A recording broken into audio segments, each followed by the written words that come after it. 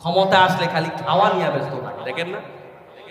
একটা 16 বছর খাইছে, আরেকজন 16 বছর উপাস, এখন ক্ষমতা আসার আগে সাদাবাজি করা শুরু করেছে। বললে তো অনেকে মনে কষ্ট দেয়। আমার মুসলমান ভাইয়েরা, আর খাওয়া খাই বাংলাদেশে চলবে? রাজি আছেন আপনারা? আমরা এই সমস্ত খাওয়া মুক্ত, জুলুম মুক্ত, চোর মুক্ত, ডাকাত মুক্ত বাংলাদেশ চাই। ওরা বড় চোর আবার ছোট চোর আসবে না, ছোট চোর থাকবে না, বড় চোর থাকবে না। আজকের তরুণ সমাজ ধ্বংস হওয়ার বড় কারণ এই ফ্রি মিক্সিং। বাংলাদেশে ফ্রি মিক্সিং বন্ধ করতে হবে, একাডেমিক্যালি এবং বাহিরে, ঘরে, মার্কেটে, তারপরে বাজারে, গাড়িতে, বিভিন্ন জায়গায় ফ্রি মিক্সিং আছে না নাই? নারীদের জন্য সব জায়গায় আলাদা ব্যবস্থাপনা হওয়া দরকার। কিন্তু কে করবে? কে করবে আলাদা ব্যবস্থাপনার জন্য? এগুলার প্রতি কেউ তো নজর দেয় না।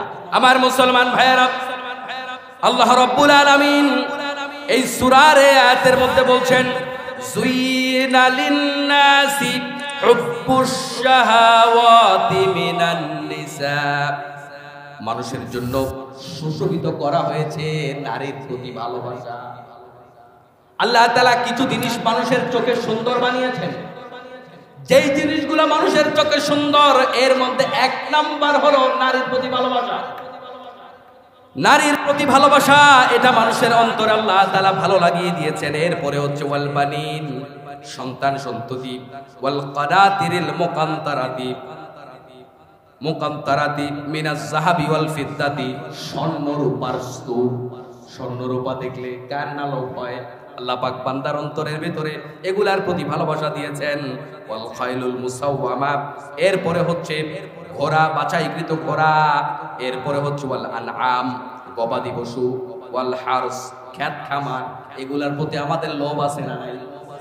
টাকা পয়সা কিছু জমলে একটা গরুর গোশত কিনা রাইখা দেই, আল্লাহ এই কথা এখানে বলছে। আরো বেশি টাকা জমলে এক টুকরা জমি কিনা রাইখা দেই, আল্লাহ এই কথা এখানে বলছে। তাহলে বোঝা যায় এই সব কিছুর প্রতি আমাদের একটা লোভ আছে না নাই? এই লোভের মধ্যে এক নাম্বার লোভের কথা আল্লাহ তাআলা বললেন। এক নাম্বার লোভ হইল স্ত্রীর প্রতি, নারীর প্রতি পুরুষের লোভ। পুরুষের প্রতি নারীর লোভ, এটা হলো মানব সৃষ্ট। এখন কোন ব্যক্তি যদি বলে যে কোন নারীর প্রতি আমার লোভ নাই, তাহলে আপনি বুঝে নেবেন লোকটা অসুস্থ। লোকটা কি? যদি বলে আমার লোভ নাই, তাহলে বুঝতে হবে ওই লোকের ভিতরে সমস্যা আছে, গন্ডগোল আছে। লোভ থাকবে, অনেকে আছে লোভ নাই বলে এরপরে আকাম করে, এরকম বহু প্রমাণ আছে। বাংলাদেশে আমরা দেখেছি পত্রপত্রিকায় বিভিন্ন সময় বিভিন্ন ধর্মের ধর্মযাজক যারা আছে, বিয়ে শাদী করে না, এরাও এরকম অঘটন ঘটায়, ভিতরে ভিতরে এরকম লাল ঝালু পরে ইয়াবা ব্যবসা করে। পত্রপত্রিকায় বিভিন্ন সময় আসছে না? এর দ্বারা বোঝা যায় প্রত্যেকটা ব্যক্তির ভিতরে একজন পুরুষ নারীর প্রতি ভালোবাসা, এটা সৃষ্টিগত। ঠিক কিনা বলেন? আল্লাহ তাআলা কোরআনুল কারীমের মধ্যে বলেন, ইন্না জাআলনা মা আলাল আরদি যিনাতাল লাহা লিনাবলুয়াহুম আইয়ুহুম আহসানু আমালা। অর্থাৎ পার্থিব সব কিছুকে পৃথিবীর জন্য শোভা করেছি। এই শোভা করার একটা মাত্র কারণ হলো আমি আমার বান্দাদেরকে পরীক্ষা করতে যাই। বান্দার কাছে এটাকে প্রিয় বানাইছি, কিন্তু বান্দা এটা ইউজ করে না, মিস ইউজ করে, আমি দেখতে চাই। সূরা মুলকের মধ্যে আল্লাহ রাব্বুল আলামিন 2 নম্বর আয়াতের মধ্যে বলেন, আল্লাযী খালাকাল মাউতা ওয়াল হায়াতা লিয়াবলুয়াকুম আইয়ুকুম আহসানু আমালা ওয়া হুয়াল আজিজুল গফুর। যিনি মওত এবং জীবন সৃষ্টি করেছেন, কারণ হলো একটা, তিনি পরীক্ষা করতে চান যে আল্লাহর বান্দাদের মধ্যে কোন ব্যক্তির আমলটা সুন্দর। সুবহানাল্লাহ।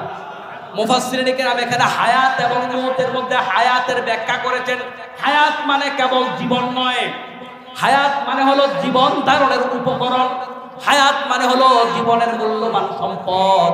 তাহলে এই আয়াতের অর্থ খালি এটা হবে না যে আমি জীবন তৈরি করেছি, মৃত্যু তৈরি করেছি বান্দাকে পরীক্ষা করার জন্য, বরং এই আয়াতের ব্যাখ্যাটা এরকম দাঁড়ায় যে আমি মানুষকে অনেক বেশি ধন দৌলত দিয়েছি, অনেক সন্তান দিয়েছি, নারী দিয়েছি, বাড়ি দিয়েছি, গাড়ি দিয়েছি, টাকা দিয়েছি, পয়সা দিয়েছি, কারণ হলো একটা, আমি এই সবগুলা দিয়া বান্দারে পরীক্ষা করতে চাই। আমার ভাইয়েরা, তাহলে এই আয়াতটা আপনারা অনেকবার শুনেছেন না? আমরা এখানে আলোচনায় অনেকবার আয়াতটা এনেছি। তাহলে এখানে হায়াত মানে কি? শুধুমাত্র জীবন না, জীবন ধারণের জন্য যত সম্পদ আমরা অর্জন করি সেটাকে এখানে মুফাসসিরিনে কেরাম এনেছেন। আমার মুসলমান ভাইয়েরা, আল্লাহর নবী সাল্লাল্লাহু আলাইহি ওয়াসাল্লাম বলেন, দুনিয়ার দুটি জিনিস আমার কাছে সবচাইতে প্রিয়। এক নাম্বার হলো সতী সাধবী নারী, আর দুই নাম্বার হলো সুগন্ধি। আর এই দুইটাকে একসাথে এনেছেন এক হাদিসের মধ্যে, সতী সাধবী নারী এবং সুগন্ধি। আর দুই নাম্বার বলেছেন, আমার কাছে দুই নাম্বারে প্রিয় হলো নামাজ। সুবহানাল্লাহ। তাহলে সতী সাধবী নারী এবং সুগন্ধি দুইটাকে একসাথে এনেছে হাদিসের মধ্যে। এইটা এক নাম্বার, দুই নাম্বার হচ্ছে নামাজ। তাহলে নারীর প্রতি ভালোবাসা, আকর্ষণ, এটা আল্লাহ তাআলা নবীদেরকেও দিয়েছে। কাকে দিয়েছে? এখন আপনি আমাদের সমাজের বহু লোক আছে, কয় না হোক অসুবিধা নাই, এরকম বলে না অনেকে, অসুবিধা নাই বলে ফ্রি মিক্সিং শুরু করে। আজকের তরুণ সমাজ ধ্বংস হওয়ার বড় কারণ এই ফ্রি মিক্সিং। বাংলাদেশে ফ্রি মিক্সিং বন্ধ করতে হবে, একাডেমিক্যালি এবং বাহিরে, ঘরে, মার্কেটে, তারপরে বাজারে, গাড়িতে, বিভিন্ন জায়গায় ফ্রি মিক্সিং আছে না নাই? নারীদের জন্য সব জায়গায় আলাদা ব্যবস্থাপনা হওয়া দরকার। কিন্তু কে করবে আলাদা ব্যবস্থাপনার জন্য? এগুলার প্রতি কেউ তো নজর দেয় না। ক্ষমতা আসলে খালি খাওয়া নিয়ে ব্যস্ত থাকে, দেখেন না? একটা 16 বছর খাইছে, আরেকজন 16 বছর উপাস, এখন ক্ষমতা আসার আগে চাঁদাবাজি করা শুরু করেছে। বললে তো অনেকে মনে কষ্ট দেয়। আমার মুসলমান ভাইয়েরা, আর খাওয়া খাই বাংলাদেশে চলবে? রাজি আছেন আপনারা? আমরা এই সমস্ত খাওয়া মুক্ত, জুলুম মুক্ত, চোর মুক্ত, ডাকাত মুক্ত বাংলাদেশটা। ওরা বড় চোর, আবার ছোট চোর আসবে না, ছোট চোর থাকবে না, বড় চোর থাকবে না।